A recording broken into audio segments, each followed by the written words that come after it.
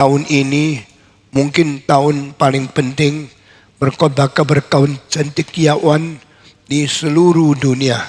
Karena bulan 9 saya akan terbang ke Washington DC, lalu ke New York, ke Philadelphia, ke Boston.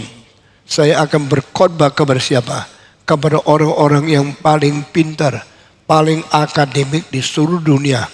Di dalam Universitas Harvard, Yale, Columbia, Cornell, New York, dan UPenn, University Pennsylvania. Orang yang paling pintar akan menanti khotbah saya di situ. Di New York kita sewa gereja yang besar sekali, tetapi tidak sebesar ini. Itu gereja dibangun dengan uang satu orang kaya, namanya John Rockefeller, kira-kira 100 tahun yang lalu. Dan sesudah itu gereja seperti itu besarnya hampir tidak dilihat di kota New York. Tingginya sampai 24 susun dan gedungnya bisa tampung 2.500 tempat duduk. Pada abad 19 permulaan itu memecahkan rekor. Tapi puji Tuhan, saya sudah khotbah di situ berapa kali. Ini kali kita sewa 3 malam untuk New York, 3 malam untuk Washington DC, 3 malam untuk Boston, dan 3 malam untuk Philadelphia. Sehingga setiap weekend, Jumat, Sabtu, Minggu. Lalu Jumat, Sabtu, Minggu lagi. Lalu Jumat, Sabtu, Minggu lagi. Akhirnya sekali lagi Jumat, Sabtu, Minggu.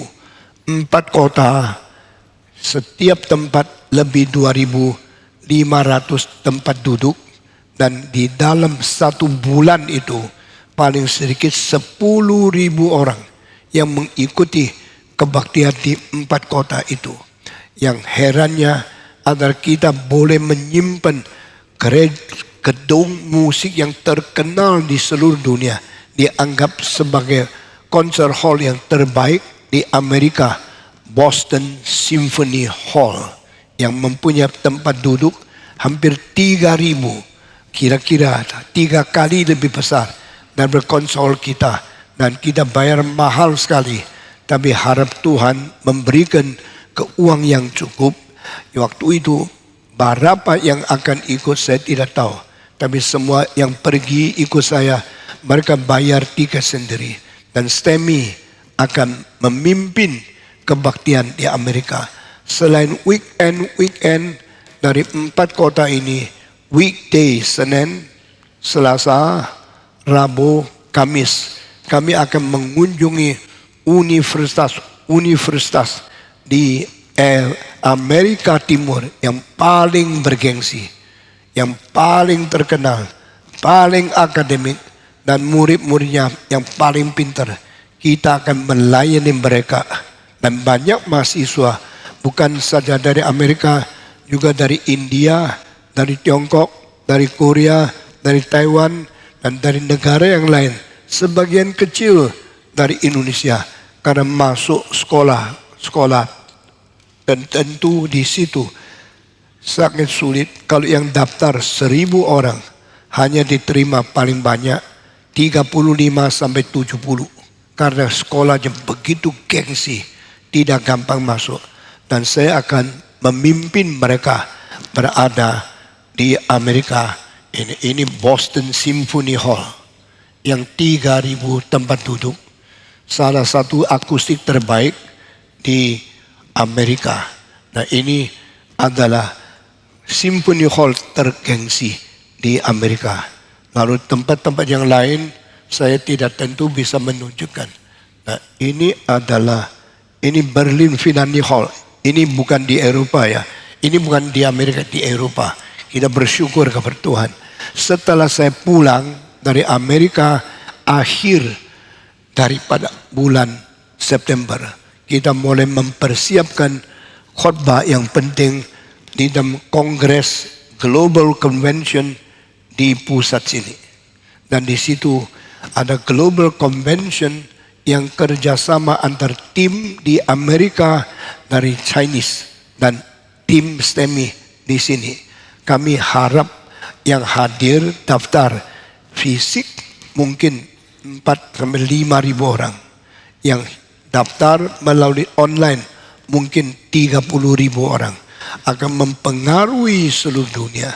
Dan tanggal 2, 3, 4, 5 berkhotbah 10 pemimpin Kristen yang besar.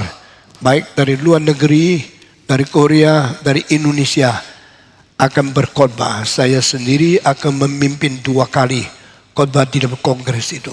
Setelah selesai itu semua pulang, saya akan mengadakan kebaktian di kapin di Indonesia. Selesai itu sampai bulan akhir daripada tanggal akhir bulan Oktober, saya mungkin mengasuh 1-2 hari, lalu saya mulai terbang ke Eropa.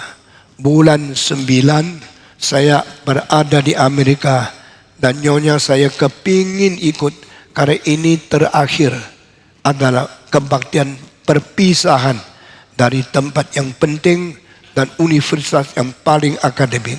Tapi dia mendapatkan jadwal untuk operasi punggung yang sudah sakit puluhan tahun di Singapura tanggal 28 daripada Agustus. Itu sebab dia tidak mungkin ikut saya pergi. Dan karena operasinya besar sekali, mungkin perlu 12 jam baru operasi selesai. Nah ini operasi besarnya, lamanya lebih dari operasi yang lain. Setelah operasi selesai, dia mungkin perlu mengasuh 3-4 minggu. Sehingga waktu saya pulang Amerika, baru bisa lihat dia. Harap dia sudah operasi menjadi anak muda lagi. Dan saudara-saudara, dia sekarang sudah umur 74. 2 tahun lebih tua dari Kongfucu. Saya sudah 11 tahun lebih tua dari Kongfucu. 3 tahun lebih tua dari Lao Tse. Saya sama dia 2 orang umurnya digabung sudah lebih kira-kira 157 tahun. Puji Tuhan, saya melayani Tuhan, dia melayani saya. Saban hari dia memperhatikan obat saya, memperhatikan kesehatan saya, memperhatikan istirahat saya. Kita bersyukur, 2 orang sehati melayani Tuhan sudah nikah 52 tahun. Pendeta yang sudah nikah 52 tahun masih keliling, masih berkhotbah dan khotbahnya masih suara keras, tidak kalah sama anak muda, hampir tidak ada. Saya bersyukur kepada Tuhan memberikan ibu yang luar biasa beribadah kepada Tuhan dan memberikan istri yang luar biasa sehati melayani di dalam pekerjaan Tuhan. Saudara-saudara, selesai bulan Oktober habis, bulan November saya akan melayani Tuhan di 28 kota, di 28 hari di Eropa. Jadi 1 hari 1 kota, 1 hari 1 kota. Di Eropa kebaktian tidak sebesar di Indonesia, juga tidak sebesar di Amerika. Dan 28 kota cukup menyita kekuatan, kesehatan, dan napas yang panjang. Dan setelah 28 kota selesai, saya akan kembali ke Indonesia.